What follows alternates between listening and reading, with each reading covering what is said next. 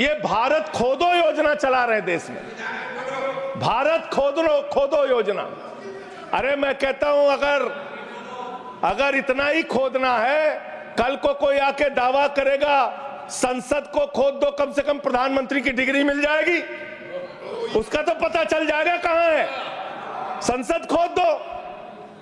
ये भारत खोदो योजना बंद करो, इससे देश का विकास होने वाला नहीं है। आंदोलन में नारा लगता था, जब तक दुखी इंसान रहेगा धरती पर तूफान रहेगा। नारा लगता था, रोटी कपड़ा और मकान मांग रहा है हिंदुस्तान। नारा लगता था, धन और धरती बट के रहेगी, भूखी जनता चुप न रहेगी। लेकिन आज भारत को इस हालत में इन्होंने पहुंचा दिया है मान्यवर, जहां पर 3% संपत्ति 50% लोगों के पास है और 5% लोगों के पास देश की 60% संपत्ति है। हिम्मत कैसे हुई आपकी? हिम्मत कैसे हुई आपकी? आप बैठे, आप हमारे पूर्वांचल के भाइयों को रोहिंग्या कहेंगे? हिम्मत कैसे हुई आपकी? हिम्मत नहीं होनी चाहिए आपकी। आगे बोलिए। अगर जेल वेल की बात करोगे ना, जिस दिन सत्ता परिवर्तन होगा एक भी आदमी बाहर नहीं दिखेगा। फिर ऐसी बातें मत करो। आपस में बात। बांग्लादेशी घुसपैठिया सर, पिछले 10 साल से हिंदुस्तान में किसकी सरकार है सर? क्या यहाँ पे ट्रंप की सरकार है? क्या ओबामा की सरकार है? यहाँ पे 10 साल से किसकी सरकार है? 10 साल से यहाँ पे महामानव की सरकार है। महामानव की सरकार है 10 साल से।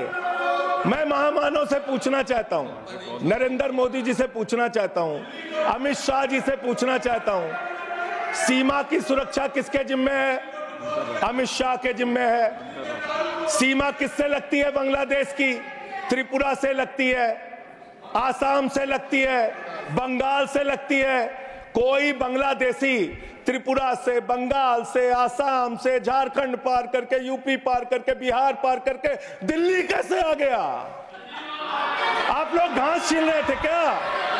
आपकी सरकार घास छीन रही थी क्या? कैसे आ गए भाई यहाँ पे बांग्लादेशी? और 10 साल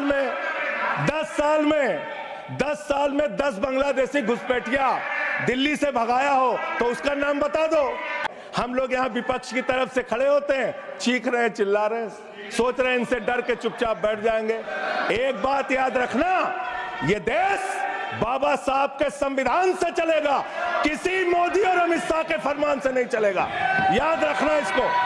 भारत के प्रधानमंत्री जिन्होंने देश के बड़े बड़े फैशन डिजाइनरों को भी फेल कर दिया, इतना सज के चलते हैं सर। इटली का चश्मा, आप जानते हैं, इटली की घड़ी, आप ये सब चीजें नहीं जानते। यहाँ हमारे नेता पे टिप्पणी हो रही है, आप नहीं बोल रहे हैं। आप नहीं बोल सकते। हमारे नेता पे टिप्पणी हो रही है, आप नहीं बोल रहे। प्रधानमंत्री पर आप टिप्पणी नहीं कर सकते। बस 3 घंटे ईडी सीबीआई दे दो, सबको जेल भेज दूंगा। संसद में आते ही छा गए संजय सिंह।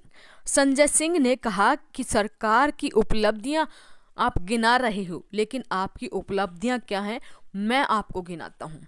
आपकी उपलब्धियां सुनोगे तो आपके पेट में दर्द हो जाएगा। तभी फिर किसी ने उन्हें कहा कि जेल क्यों गए थे।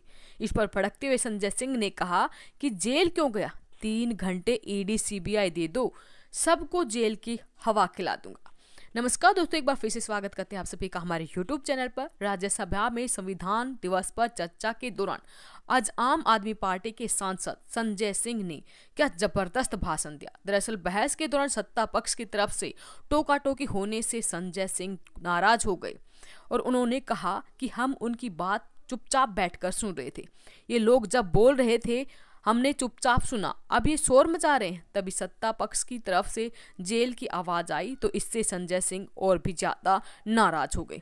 उन्होंने कहा कि जिस दिन केंद्र में सरकार बदलेगी उस दिन कोई भी सत्ता पक्ष का आदमी बाहर नहीं होगा।